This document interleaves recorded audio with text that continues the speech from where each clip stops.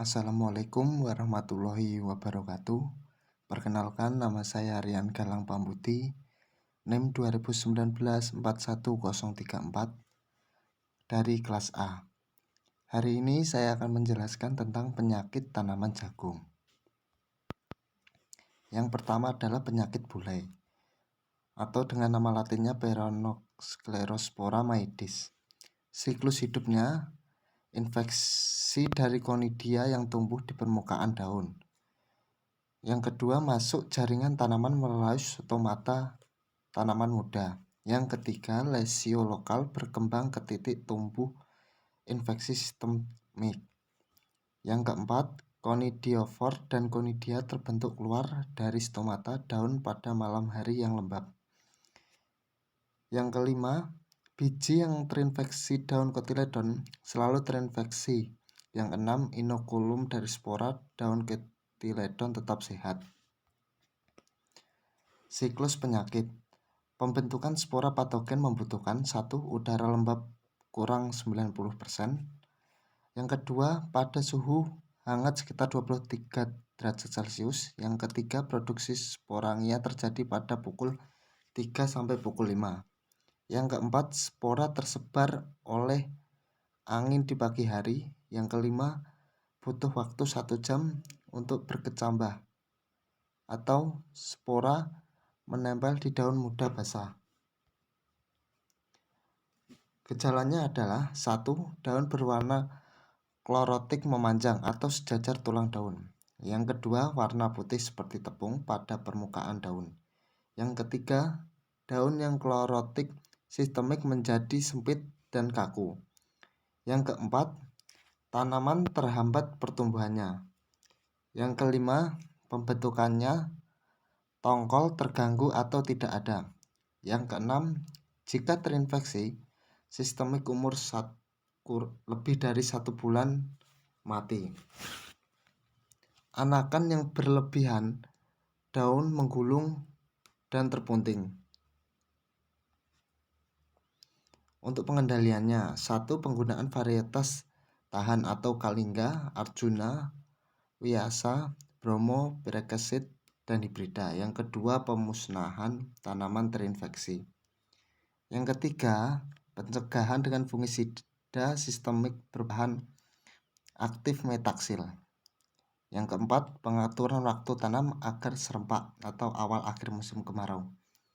Yang terakhir, pergiliran tanaman. Untuk penyakit karat daun, yaitu teleospora berkecambah membentuk basidiospora. Basidiospora berkecambah mengadakan penetrasi daun. Yang ketiga, spermatia mengadakan fusi dengan hiba lentur, memasuki stadia Aisyia. Yang keempat, selanjutnya terbentuk Aisycospora. Aisycospora diterbangkan oleh angin, jatuh pada daun jagung dan menginfeksinya. Yang terakhir, pada daun jagung Urediospora terbentuk. Untuk siklus hidupnya, Peupliospora pezea cocok pada suhu tinggi 27 derajat Celcius dengan kelembapan tinggi.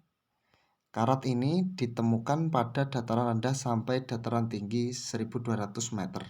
Ditemukan pada musim hujan sampai kemarau.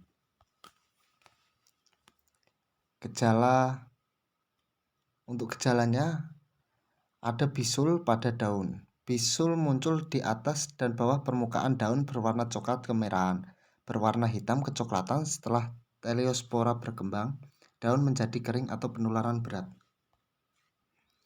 Cara pengendaliannya, penanaman varietas tahan atau Arjuna Bromo Rama C3, Pioner sampai 2, Pioner sampai 3, CPI sampai 2, Semar sampai 1, Semar sampai 2.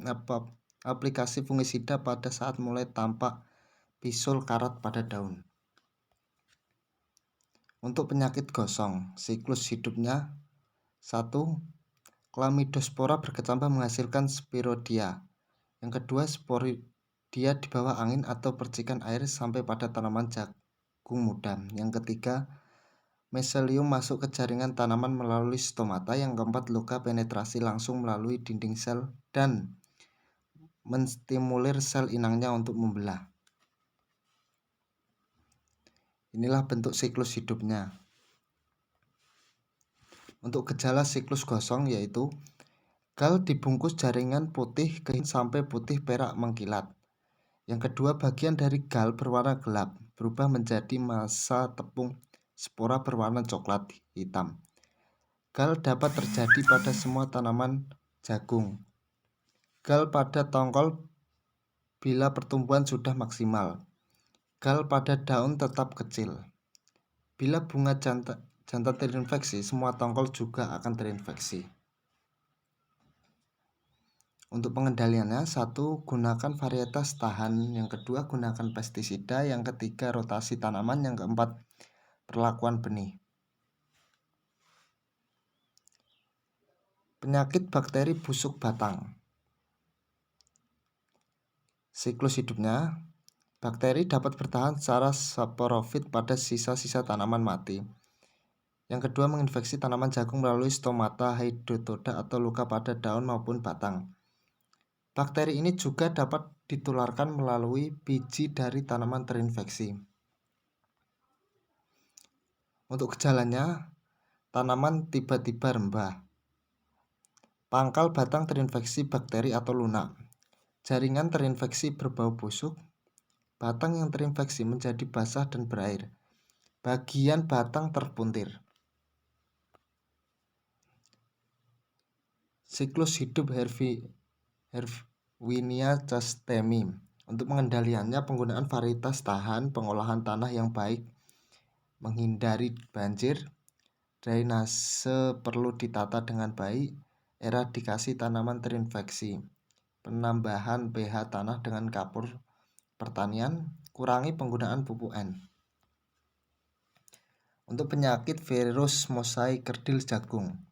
Untuk biologinya, satu, virus ditularkan secara mekanis oleh serangga vektor secara non-persisten.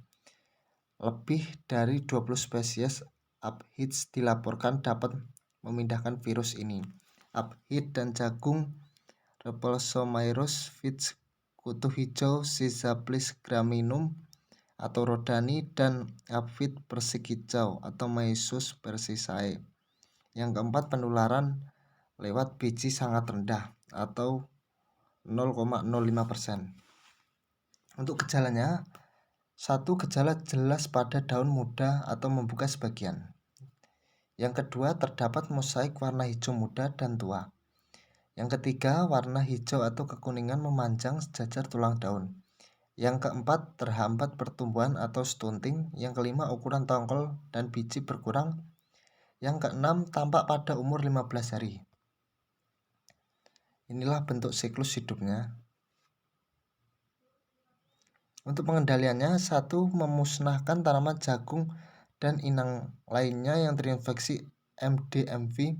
Yang kedua, melakukan pergiliran tanaman. Yang ketiga, lakukan penyemprotan pestisida. Yang keempat, jangan menanam benih jagung dari tanaman terinfeksi.